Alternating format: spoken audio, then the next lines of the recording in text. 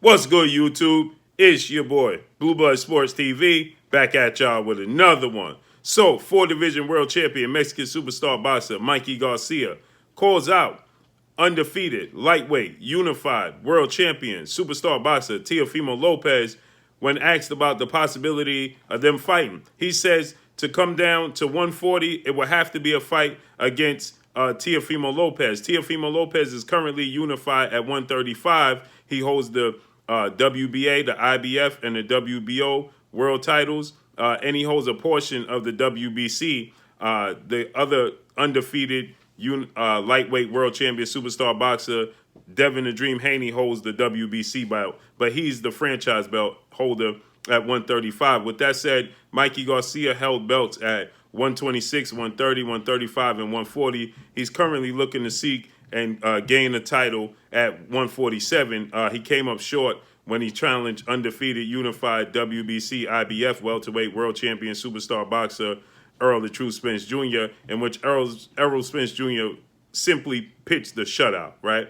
With that said, Mikey Garcia says that he could definitely come back down to 140. There's a lot of talk of Teofimo Lopez going up to 140 from 135. He said he may have one fight left at 135. Other than that, he plans on going up to 140, and he wants to be unified. He wants to be undisputed at 140. With that said, Teofimo Lopez is looking to face the winner of Jose Ramirez versus Josh Taylor winner. That fight will be for undisputed in the early part of 2021. The winner of that fight more than likely is going to vacate the belts and move up to 147 and challenge undefeated three-division world champion superstar boxer who is currently the WBO welterweight world champion and was formerly undisputed at junior welterweight and is widely considered the best fighter in the world, Terrence Bud Crawford.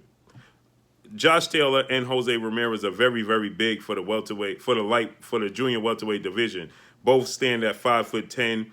Both are very big guys, and both have expressed the fact that they struggle to make 140. So you can expect the winner of that fight to move up. With that said, those belts will be vacated, and Teofimo Lopez is going to look to fight for the vacant titles that are vacated. And Mikey Garcia doesn't mind coming down. He says for a fight of this caliber. Obviously, there's a lot of talk when Teofimo Lopez recently called out undefeated two-division world champion, four-time world champion, and currently holds the titles, the WBA titles, simultaneously at 130 and 135, Gervonta Tank Davis, who recently brutally knocked out Mexican four-division world champion superstar boxer Leo Santa Cruz in their fight. With that said, Mikey Garcia says that he believes that Gervonta Tank Davis will beat Teofimo Lopez. He says that Gervonta Tank Davis is just too explosive.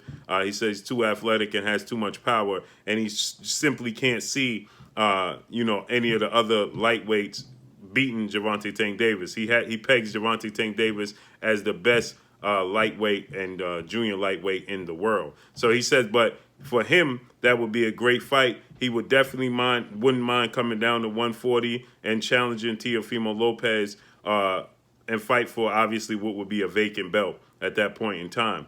This would be a great fight. It would be a great draw. It's a great sell. Mikey Garcia is a big draw within the sport of boxing. Mikey Garcia, only has one blemish on his resume. That's when he dared to be great and challenged Errol Spence Jr., as I stated. So this would be a great fight. It would be an action-packed fight because both guys like to mix it up on the inside. Both guys like to put their power on display.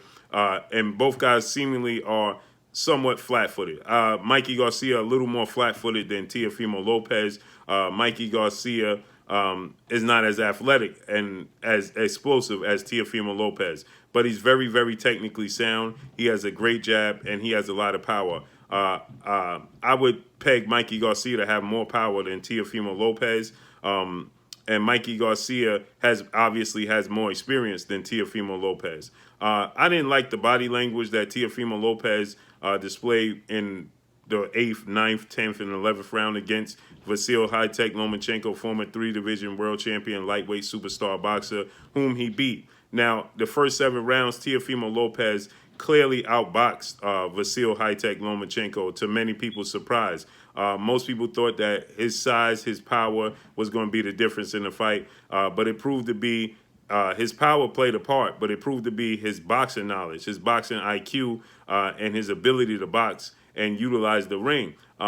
It's when the 8th, 9th, 10th, or 11th round that Vasyl Lomachenko clearly won all of those rounds. When Teofimo Lopez decided to stand flat-footed, used the Floyd Mayweather shoulder roll, and tried to sit down on his punches, and he thought Vasyl Lomachenko was ripe for the picking. Maybe he could knock him out, but he was wrong. Lomachenko, adjusted to that, and he had a lot of success. I just didn't like the body language Teofimo displayed. At one point in time, if you look back at those rounds, I believe it was the 9th round, it almost looked like Lomachenko was on the verge of stopping Teofimo Lopez. And so with that said, that's just not, a good look and on the part of Teofimo Lopez, because Mikey Garcia has far more power than Lomachenko. Mikey Garcia is more precise, in my opinion, than Lomachenko. Now, Mikey Garcia doesn't have the foot movement that Lomachenko has, but he has very educated feet. They're just not as quick as Lomachenko's or Teofimo Lopez. So I think that Teofimo Lopez definitely would have to utilize the ring. He would definitely have to utilize his his athletic ability. That's the advantage he'll have over Mikey Garcia.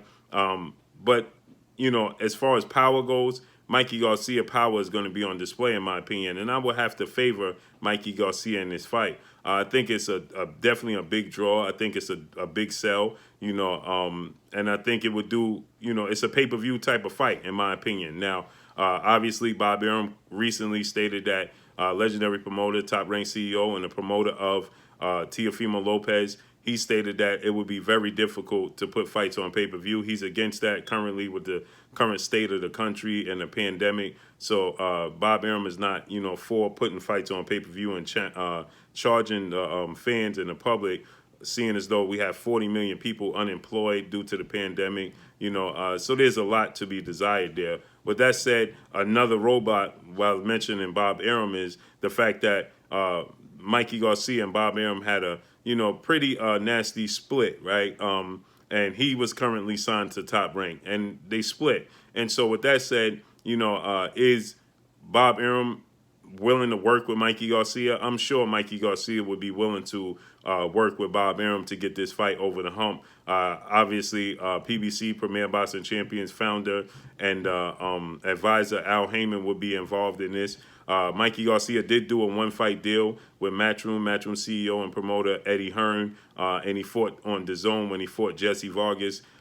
He won that fight. I thought that Mikey Garcia, that wasn't his best outing. I thought that Jesse Vargas was exposing a lot of flaws in Mikey Garcia, thus having me in the thought pattern that Mikey Garcia just should not be campaigning at 147, but he's looking to become a 5-division world champion. So he's has his sights set on that, but you could just see he's just too small for the 147-pound division, especially the upper echelon of 147. So I just didn't like how he looked in that fight with Jesse Vargas, although he got the victory. But you look at the early parts, Jesse Vargas was hurting Mikey Garcia. His jab, he was beating Mikey Garcia to the punch. So Jesse Vargas just looked like the better athlete. He looked like the better boxer. Obviously, Mikey Garcia power and experience started to play a part in the second half, and Mikey Garcia went on to get the victory against Jesse Vargas. With that said, I think Mikey Garcia is about the same size as Teofimo Lopez, but he has more experience, and I think that he has more power than Teofimo Lopez. And if Teofimo Lopez misjudges Mikey Garcia and think that he could sit in a pocket with Mikey Garcia, because I believe that could be a little bit of fool's gold when you're dealing with Mikey Garcia. He doesn't jump off out at the screen out you, right?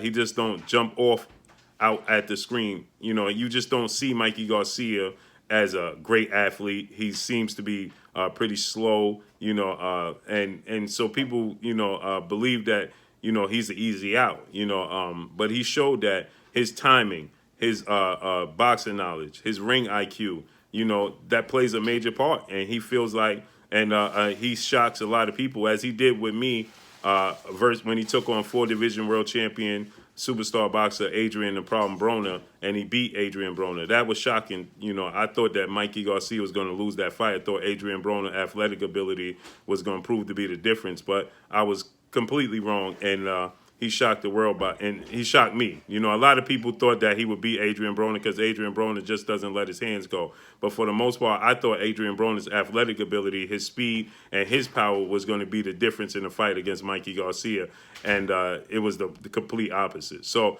I would love to see this fight with Teofimo Lopez and Mikey Garcia. Like I said, I think that Mikey Garcia's experience, Mikey Garcia's timing, and his power would prove to be the difference. As far as Teofimo Lopez and Gervonta Tank Davis, in my opinion, that's a 50-50 fight that I, too, would favor Gervonta Tank Davis to win because, I didn't like how Teofimo Lopez responded to Lomachenko when he landed the punches. I thought that Lomachenko at one point in time was going to stop Teofimo Lopez. So that's a 50-50 fight in my opinion, but I peg Gervonta Tank Davis to win. But Mikey Garcia, Teofimo Lopez is a great fight. It's another 50-50 fight, but the size of Mikey Garcia, the experience, and the timing of Mikey Garcia, I think, proves to be too much for Teofimo Lopez.